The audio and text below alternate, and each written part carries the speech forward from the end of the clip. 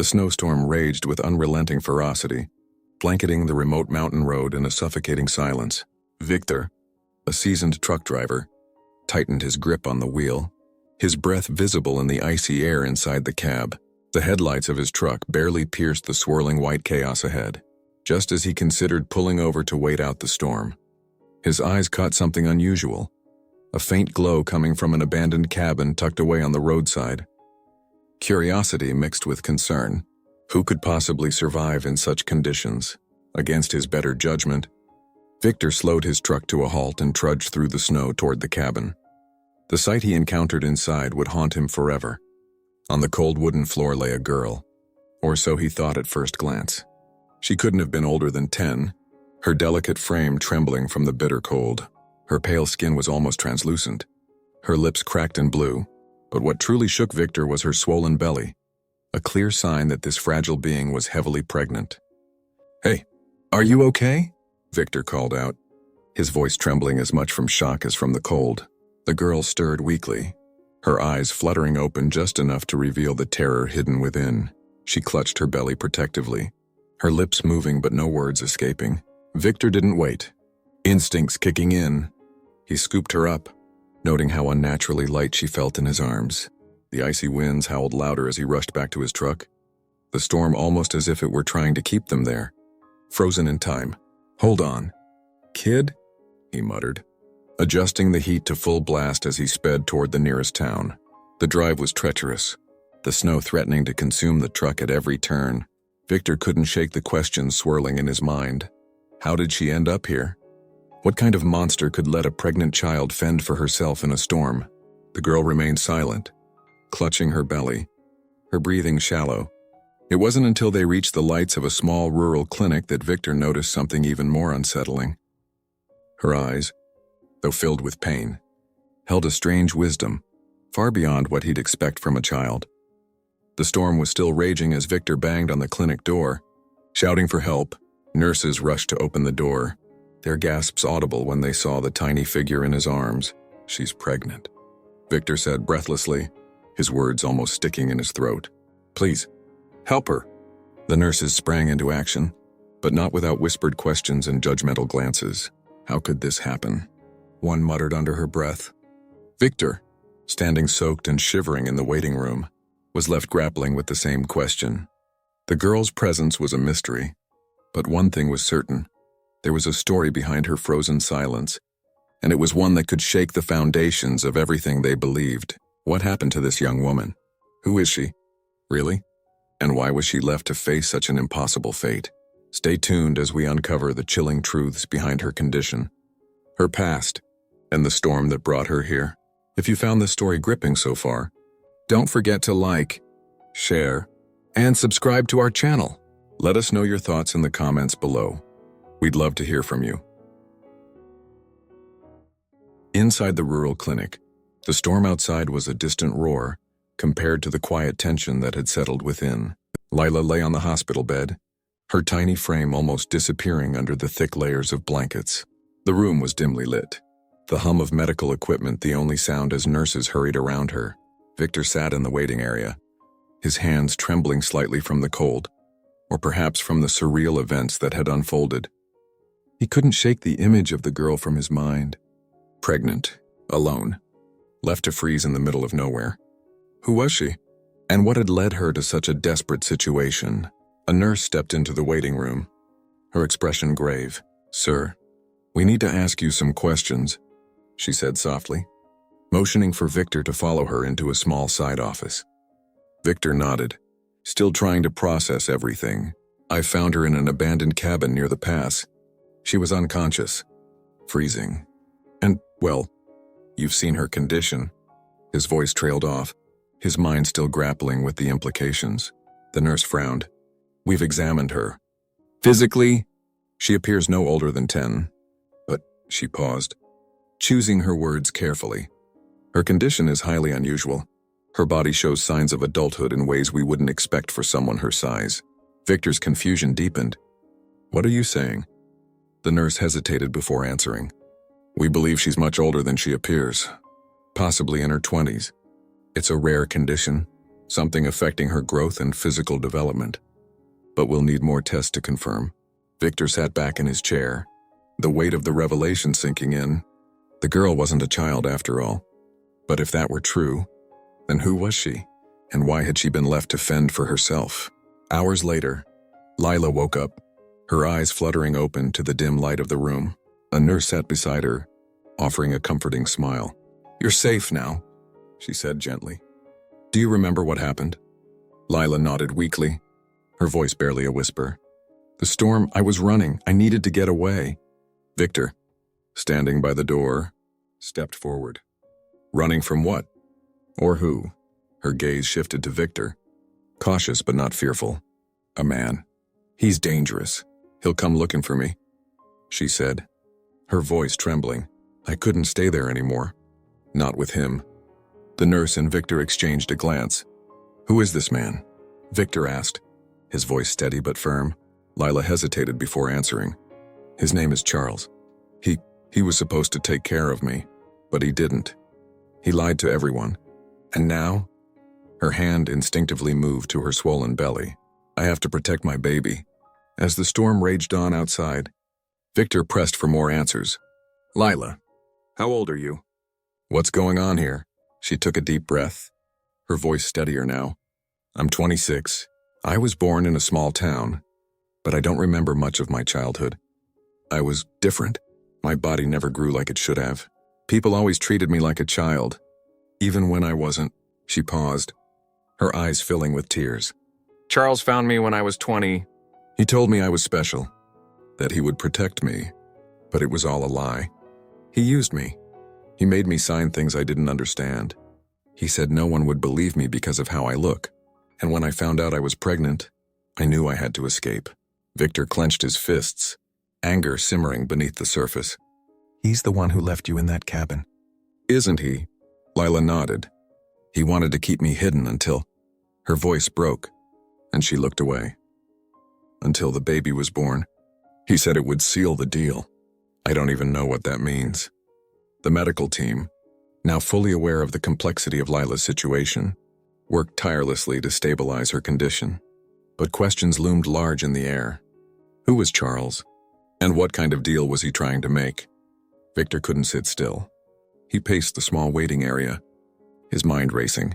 "This isn't just some abusive relationship," he muttered to himself. "There's something bigger going on here." The head nurse approached him cautiously. "We've contacted the authorities. If what she's saying is true, this man Charles might be involved in something far worse than we thought." Victor nodded grimly. "Good. She needs protection, and I want to help." The nurse hesitated. "Sir, this isn't your responsibility. You've done more than enough by bringing her here." Victor's expression hardened. "She's all alone. If I don't help, who will?" As the hours passed, the storm outside began to subside. But for Lila, the storm was far from over. She lay in the hospital bed, clutching her belly, her mind racing with fears of what might happen next. Victor entered her room, pulling a chair close to her bed. "Lila, I don't know what you've been through, but I promise I'll help you get through this, whatever it takes." Her eyes filled with tears, a flicker of hope breaking through the fear. "Thank you," she whispered. Victor leaned back, his mind already formulating a plan. Whatever secrets Charles was hiding, they wouldn't stay buried for long.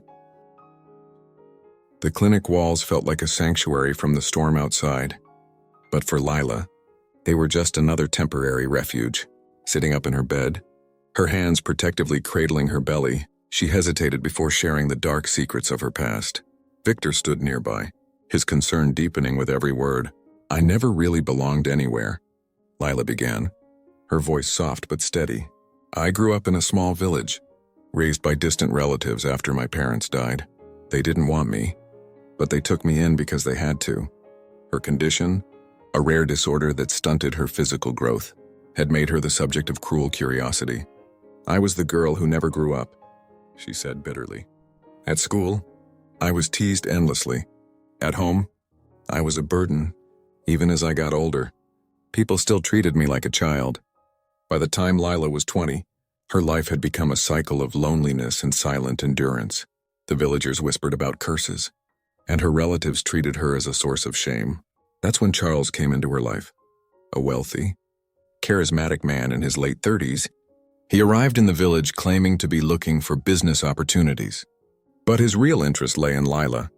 He told me I was special, Lila said, her eyes clouding over with the memory. He said I deserved more than this village could ever give me. At first, I thought he was kind, even protective. He made me believe I could have a better life. Charles spent weeks earning the trust of Lila's family, presenting himself as a generous benefactor. Eventually, he offered to take her to the city, promising to fund her education and help her start fresh. For someone who had only known rejection and ridicule, it was an irresistible dream. But once Lila was under Charles's care, his demeanor shifted.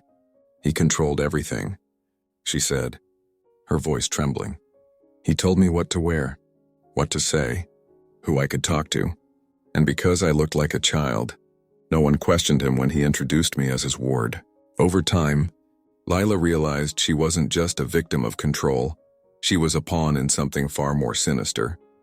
Charles used her youthful appearance to gain sympathy and trust from his business associates, convincing them to invest in his fraudulent schemes.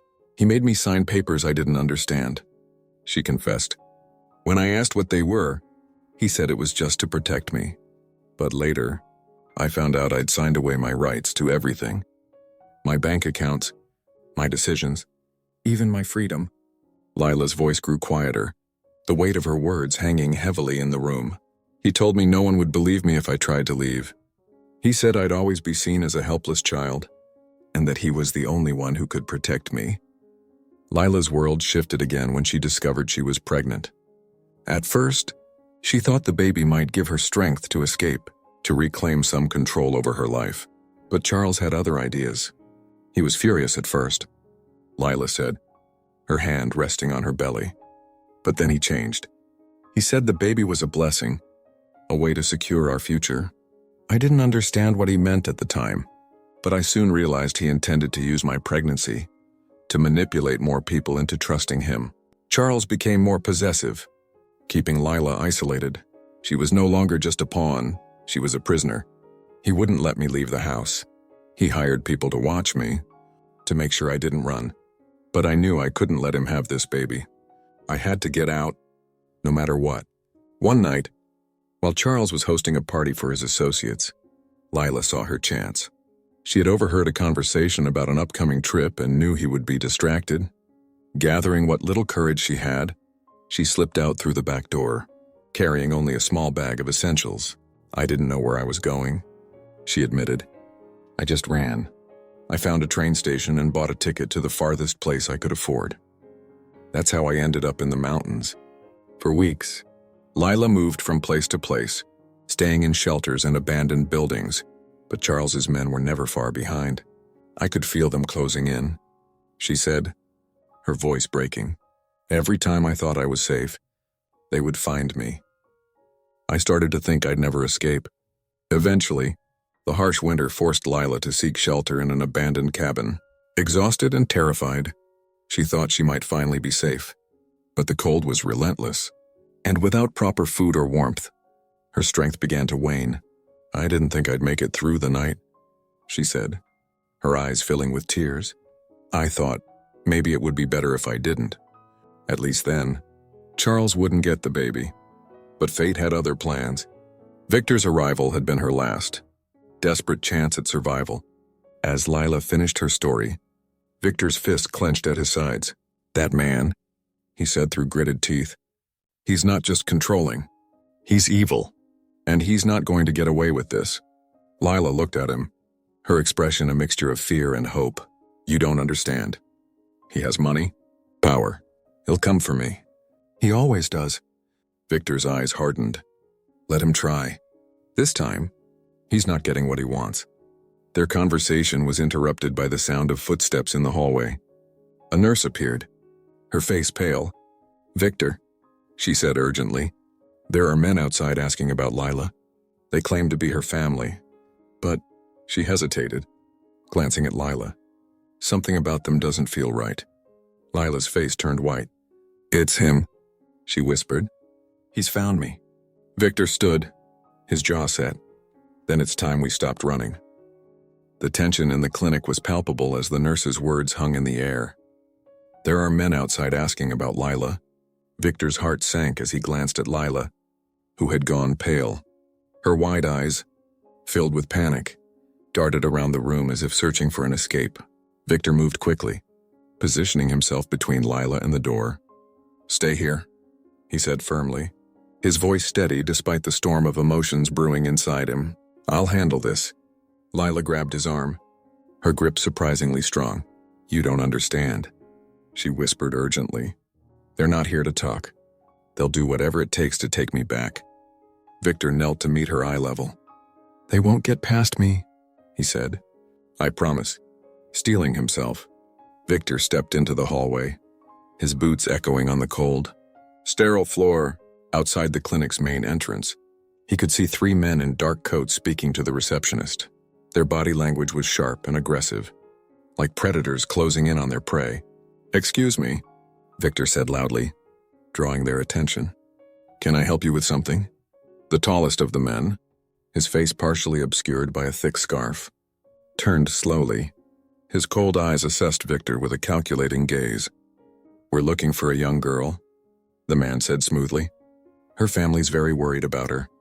Victor crossed his arms, blocking the hallway. "Family? Huh? Funny. She didn't mention anyone." The man's expression darkened. "We have paperwork proving our guardianship. This isn't your business." Victor didn't flinch. "You're right, it's not. It's the police's business. I'll call them now, and we can sort this out." At the mention of the police, the men exchanged glances, their carefully constructed facade cracking. Without another word, they turned and walked out into the snowy night. But Victor knew this wasn't over. Victor rushed back to Lila's room. "We need to leave," he said bluntly. Lila's panic deepened. "Leave? But where can we go?" "They'll find me anywhere." Victor crouched beside her. "I know the mountains better than they do." "There's an old cabin further up, deep in the woods. No one will find us there." Lila hesitated, her hand instinctively resting on her belly. "But the baby." Victor placed a reassuring hand on her shoulder. "We'll make it work, but staying here isn't safe anymore." With little time to spare, they gathered what they could: blankets, medical supplies, and a small bag of food provided by the clinic staff. As they slipped out the back door, the cold night air hit them like a wall, the snow crunching loudly under their feet. The trek through the mountains was grueling. The snowstorm had left a thick layer of powder, making every step an effort. Lila struggled to keep up, her small frame and pregnant condition slowing her down. Victor turned back to check on her, his expression softening. "Come on," he said gently, offering his hand.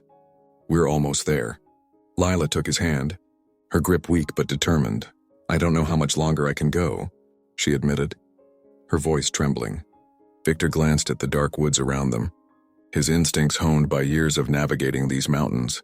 "We'll rest here for a bit," he said, guiding her to a large tree that provided some shelter from the wind. As they sat in the snow, Victor pulled out a thermos of warm tea he had packed. "Drink this," he said, handing it to Lila. She sipped the tea, her hands shaking. "Why are you helping me?" she asked suddenly. Victor hesitated, then shrugged. "Because it's the right thing to do, and because no one should have to face this alone." The brief respite didn't last long. A faint noise, a crunch of snow underfoot, snapped Victor to attention.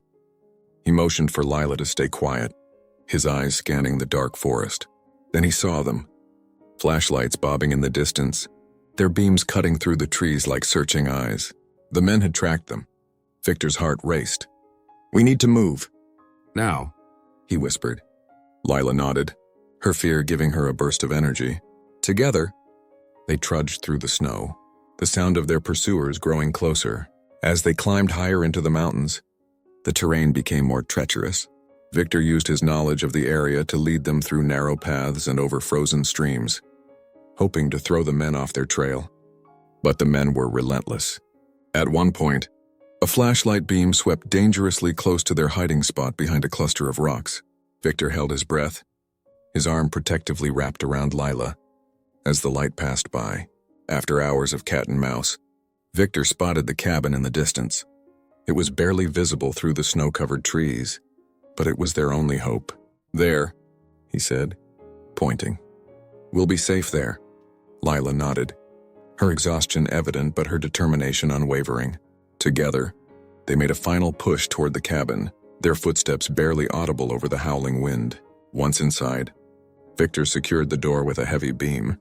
The cabin was cold and dark, but it was shelter. He quickly started a fire in the old stone fireplace, the warmth spreading slowly through the room. Lila sank onto a dusty couch, her breaths coming in short gasps. "I thought they had us," she said, her voice barely above a whisper. Victor knelt beside her. "They're not giving up, but neither are we." Outside, the men regrouped. The leader, his face twisted with frustration, barked orders to the others. "Spread out." She couldn't have gone far. They began combing the area, their flashlights casting long shadows across the snow. One of the men found a piece of torn fabric caught on a branch, a clue that reignited their pursuit. Inside the cabin, Victor kept watch by the window, his eyes scanning the dark forest. He could see the faint glow of flashlights moving closer, their eerie light a reminder that the danger was far from over. He turned to Lila, who was resting with her eyes closed. "Stay here," he said softly. "I'll keep them away." Lila's eyes snapped open. "No, you can't go out there." "They'll kill you," Victor smiled faintly. "I've faced worse. Trust me." The air inside the cabin was thick with tension. The only sound, the crackling fire struggling to warm the freezing room. Victor stood by the window, peering out into the pitch-black forest. The faint glow of flashlights bobbed closer, a grim reminder that Charles's men were relentless. Lila sat on the couch, clutching her belly, her face pale but resolute. "They're getting closer," Victor said quietly, turning to her. "We can't wait any longer." Lila's voice trembled, but her resolve was clear. "What can we do? They'll break in any second." Victor moved quickly, grabbing an old hunting rifle mounted above the fireplace. It was dusty and looked like it hadn't been used in decades, but it was better than nothing. "We fight," he said firmly, loading a single round he found in a drawer. "I'll hold them off. You stay hidden." Lila shook her head. "No, this is my fight too." Victor stared at her, his heart torn. He admired her courage but couldn't shake the fear of what might happen. "You've already fought enough. Let me take it from here." The first sign of trouble came with a loud crash. A log hurled against the cabin door, shaking the entire structure. "Come out, Lila," a gruff voice called from outside. "You know you can't run forever." Victor motioned for Lila to hide behind the overturned table. "Stay down and stay quiet," he whispered. Gripping the rifle tightly, the door burst open with a deafening bang, splinters flying across the room. 3 men stormed in, their faces obscured by scarves and hoods. The leader, the tall man Victor had confronted at the clinic, stepped forward, scanning the room. "You've caused us a lot of trouble, old man," the leader sneered, his cold eyes locking onto Victor. "Where's the girl?" Victor raised the rifle, his hand steady despite the chaos. "You're not taking her. Turn around and leave, or this ends badly for you," the leader chuckled darkly. "You've got one shot. You think you can stop all of us?" Victor didn't answer. Instead, he pulled the trigger, the deafening blast shattering the tension. The shot missed its mark but grazed the arm of one of the men, sending him stumbling back with a cry of pain. The other 2 lunged at Victor, one swinging a crowbar. Victor dodged, using the rifle as a club to knock the weapon from the attacker's hand. But he was outnumbered, and the fight quickly became a desperate struggle. As Victor fought valiantly, Lila's fear transformed into determination. She spotted a heavy iron poker near the fireplace. Crawling silently, she grabbed it, her hands gripping it tightly. When one of the men pinned Victor against the wall, Lila sprang into action. With a burst of strength, she swung the poker, striking the man's back. He cried out, collapsing to the floor. Victor used the distraction to throw the second man off him, sending him crashing into a table. The leader turned to Lila, his face twisted with rage. "You've got guts?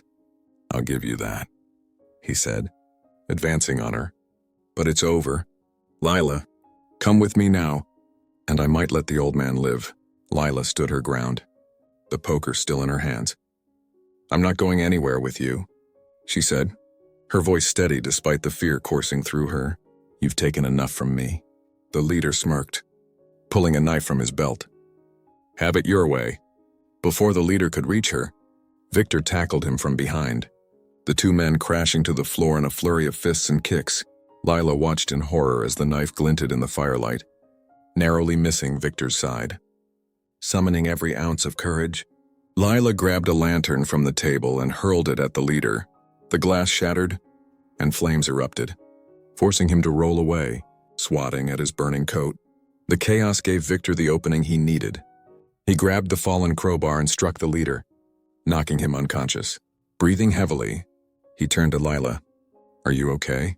Lila nodded, tears streaming down her face. I'm fine, but we need to get out of here before more of them come.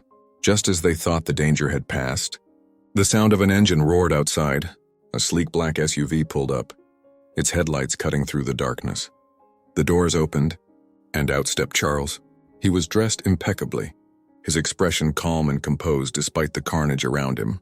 Well, Charles said, his voice smooth and mocking. You've made quite the mess, haven't you? Victor stepped forward, the crowbar still in his hand. It's over, Charles. You're not getting her back. Charles chuckled. Oh, Victor, you're brave. I'll give you that. But you don't know who you're dealing with. He gestured to the remaining men, who began to close in again. You're not taking my baby, Lila shouted, stepping out from behind Victor. Her voice, though trembling, was filled with defiance. Charles's smirk faltered for the first time. Lila, darling, this isn't about the baby. It's about us. You belong with me. Lila's eyes burned with anger. I don't belong to anyone, and you're not going to use my child as another pawn in your schemes. The standoff escalated as Charles's men moved toward Lila and Victor. But the sound of sirens in the distance brought everything to a halt. Charles's calm facade cracked as he realized the police were closing in. This isn't over, he hissed, backing toward his car. You'll regret this. Lila, you both will. Before Victor could stop him, Charles jumped into the SUV and sped off into the night, his men scattering into the woods. The police arrived moments later, their flashing lights illuminating the cabin.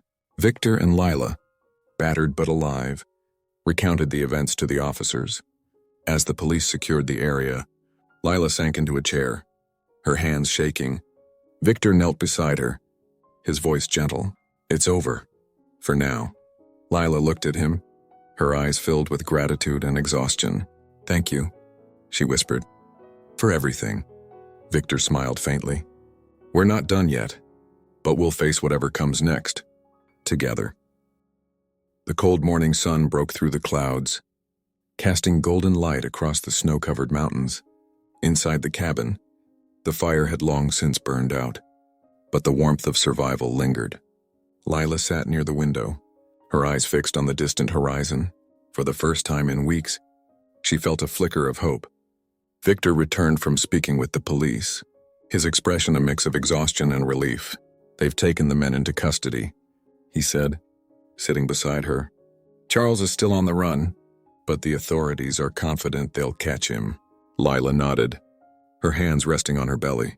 It's not over yet, but I feel safer now, because of you. Victor shook his head. You're stronger than you realize. Lila, you've been through so much, and you're still standing.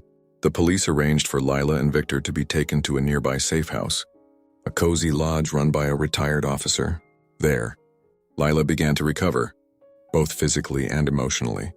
Victor stayed by her side, helping her navigate the path forward. Lila spent her days preparing for the arrival of her baby, each step a small act of defiance against the shadow Charles had cast over her life. The lodge's caretaker, Mrs. Harper, became a surrogate mother figure, offering wisdom and warmth. You've got a bright future ahead. Dear Mrs. Harper said one evening, handing Lila a cup of tea. That little one is going to need your strength, and from what I've seen, you've got plenty to give. Weeks later, the moment Lila had both feared and hoped for arrived. In the early hours of a snowy night, she went into labor. Victor, ever the protector, rushed her to a nearby hospital with Mrs. Harper accompanying them. The delivery was long and exhausting, but when the first cries of her baby echoed through the room, Lila felt an overwhelming wave of emotion. The nurse placed a tiny, wriggling baby boy in her arms, and for the first time in her life, Lila felt whole. "He's beautiful," Victor said softly. Standing by her side, Lila looked up at him, tears streaming down her face. "We did it," she whispered. "No," Victor corrected, his voice filled with pride. "You did it." The days that followed were filled with quiet joy. Lila named her son Eli, a name symbolizing strength and resilience. She began to find her footing as a mother, each day bringing new challenges but also new triumphs. Victor, true to his word, remained by her side. While the threat of Charles lingered, Lila refused to live in fear. With the help of Mrs. Harper and the police, she began taking legal action against Charles, determined to expose his crimes and ensure he could never hurt anyone else. "You've come so far, Lila," Victor said one evening as they sat by the fire. "I know it hasn't been easy, but look at you now. You've got a future worth fighting for." Lila smiled, holding Eli close. "I couldn't have done it without you." Though their bond had grown deep, Victor knew it was time for Lila to take the reins of her life. "You're strong enough to stand on your own now," he told her one morning, his voice heavy with emotion. "I'll always be here if you need me, but it's time for you to live the life you've built." Lila hugged him tightly, her tears soaking into his coat. "Thank you, Victor, for everything. You'll always be a part of our family." As Victor walked away into the snowy morning, Lila felt a bittersweet ache in her chest. But she knew he was right. Her journey wasn't over. But for the first time, it was truly hers to lead, through courage, determination, and the kindness of strangers. Lila found her way out of the darkness and into a new life. Her story is one of survival, resilience, and the unbreakable bond between a mother and her child. What do you think about Lila's incredible journey? How do you feel about Victor's role in her story? And what would you do if you were in Lila's shoes? Let us know in the comments below. If this story moved you, please like, share, and subscribe to our channel. Your support helps us share more inspiring tales like this one. Don't forget to hit the notification bell so you never miss an update. Thank you for being part of our storytelling community. See you in the next chapter.